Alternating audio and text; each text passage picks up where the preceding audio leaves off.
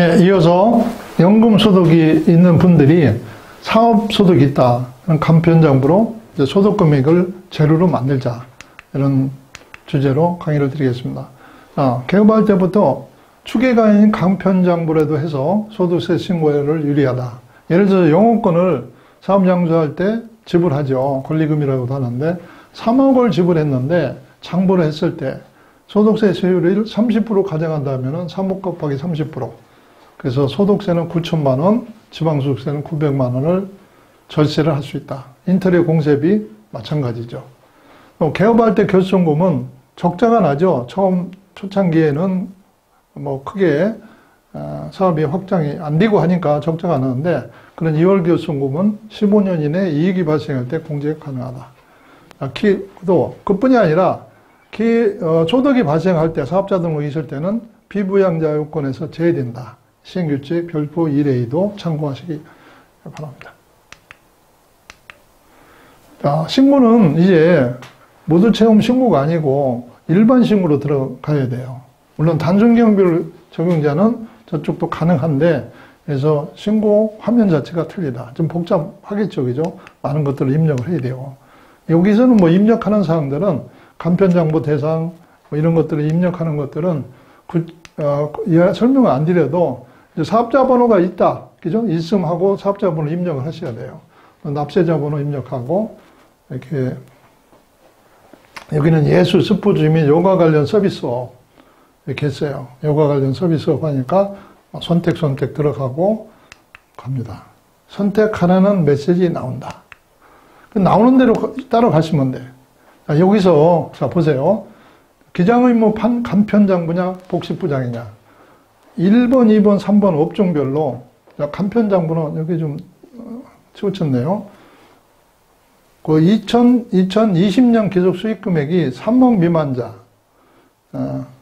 부동산 임대업은 7,500만 원 미만자, 또 복식부기는 2020년 기속 수익금액이 3억 원 이상자, 그죠? 3억 원 미만과 이하 이렇게 보시면 되겠고, 그래서 복식과 간편과 이렇게 구분은 이렇게 한다. 성실은 뭐 참고를 하시면 되겠고.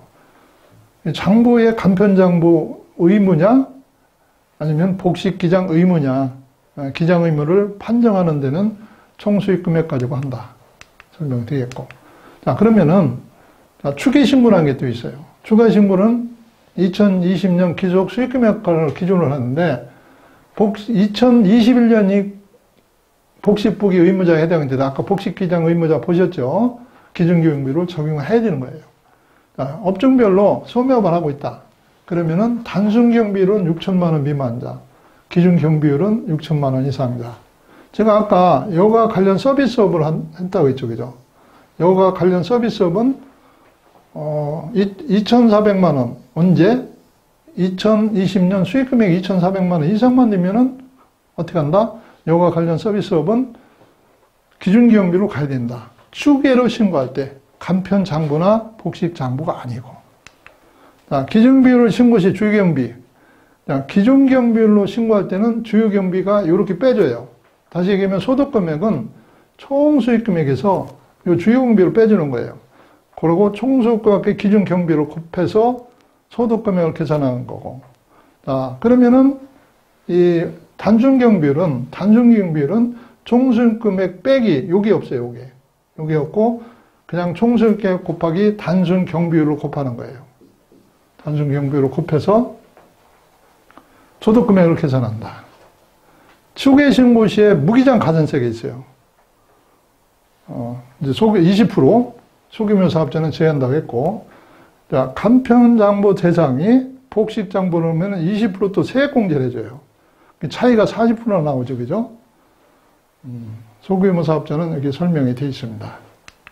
그러니까 요가 관련 서비스 업종을 제가 아까 말씀을 드렸는데, 기준경비율로 신고를 하니까 소득세가 380만 원이 나왔어요. 이번에 간편장부로 제가 많은 비용들, 필요로 했던 사업과 관련 비용들을 이자 비용, 뭐 해서 이렇게 다 갖다 넣고 신고를 해보니까 세금이 10만 원이 안 나왔어요. 그렇게 차이가 많이 날 수가 있다. 업종에 따라 틀릴 수가 있지만요. 그래서 간편장부를 저는 꼭 해라. 특히 기준 경비율 이상자들은 그래야 세금을 절세를 많이 할 수 있다. 이번 시간의 핵심은 그겁니다. 나의 소득 중 찾기 이런 건 다 이제 나타나기 때문에 기준 경비율 정도 하시는 분들은 이게 다 가능합니다. 그렇기 때문에 굳이 많이 설명 안 드려도 되고 간편장부 서식이에요. 간편하니까 수입과 비용 이렇게만 쓰는데 이것도 만만치는 않아요. 일기장처럼 쓰는 건데 그러고 이제 국세동의 홈페이지에서 우리가 국세청 고시를 이렇게 올려놨습니다. 어떤 것을 어떻게 한다. 올려놨으니까 참고를 하시는 얘기고 간편장부 소득업계 계산서 서식 이런 것들이 간편장부를 하면서 들어갑니다. 결국은 제가 볼 적에는 간편장부도 말이 간편이지 세무대리한테 의리를 하지 않고서는 사업하시는 분들은 상당히 만들기가 쉽지는 않다. 소득공제 중 인적공제, 부양가족공제. 자, 기본공제 대상을 잘 보셔야 돼. 기본공제 대상이 뭐라겠습니까? 뭐라겠어요? 기부금 납부한 것은 기부금 세액공제이 가능하다. 그렇겠죠? 그래서 대상이냐 아니냐 그 판단을 잘 할 줄 알아야 된다. 부양가족이 부모, 조모부, 외조모, 장인, 장모 뭐 다 되는 거예요. 손자녀, 형제자매 단지 생계를 같이 한다. 부양을 해야 되는 거예요. 부양. 또 같이도 살아야 되고 아까 얘기했죠. 주거 형편상 직계 존속은 실제로 부양만 하면 공제가 가능하다. 이런 거. 소득 금액은 이렇게 100만 원 이하는 100만 원 이하야 된다. 그죠? 소득 금액은 100만 원 이하야 된다. 장애인은 또 소득 연령 제한은 없고 소득 제한만 있다. 설명을 드렸고. 국세청 발간 전자부 연마전산 책자가 우리가 국세동의 홈페이지 자원봉사단 이 책을 이렇게 전자북으로 올려놨어요. 우리가 알기 쉬운 책자도 올려놔가지고 여러분들이 신용카드 공제 이런 거 이제 이번에 연마정산 때 잘못한 것 같다. 그러면 연마정산 책자를 바로 여기에서 볼 수가 있어요. 물론 국세청 홈페이지 가서도 볼 수가 있는데 자 보세요. 신용카드 공제가 이렇게 돼 있어요. 그죠? 내용들이 아주 자세히 해놔가지고 제가 생각할 때는 이것만 가지고 한 5월 20일 정도 다시 한번 그래야 이번에 연마정산 때 잘못한 거 그 소득공제나 세액공제 이런 거를 근로소득자 얘기하는 거예요. 그죠? 근로소득 있고 연금소득 있는 분들 다시 한번 강의도 해볼까 하는 생각을 갖고 있습니다.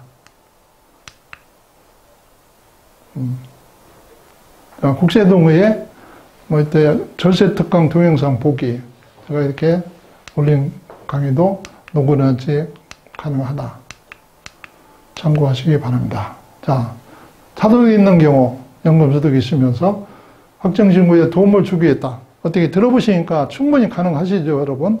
자, 이거를 여러분들한테는 이제 공무원연금공단에서 아마 이제 홈페이지에 올리고 유튜브로 방송이 나갈 건데 주변의 분들한테 많이 좀 전달 좀 해주세요. 왜 그러냐면은 소득세 신고 때문에 상당히 고민도 하지만 모르고 또 모바일로 신고 안내문이 하도 메시지가 많다 보니까 못 받을 수도 있습니다.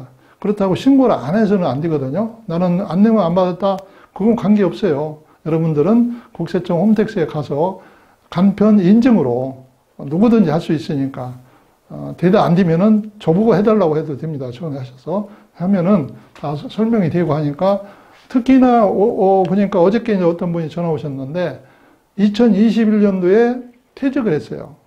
공무원 하다가 퇴직을 했는데 그분이 연금소득도 받고 근로소득도 받은 거죠. 그러니까 두 가지 소득을 합쳐서 5월 달에 신고를 꼭 해야 된다. 여러분 잊지 마시고 주변 분들한테 오늘 강의 내용을 꼭 좀 전달 좀 해주세요. 그러면은 그분들은 가산세, 그죠? 기납부세액을 빼고 납부할 세액이 100만 원이라면은 무신고 가산세가 20%나 된다. 지방소득세까지 22%다.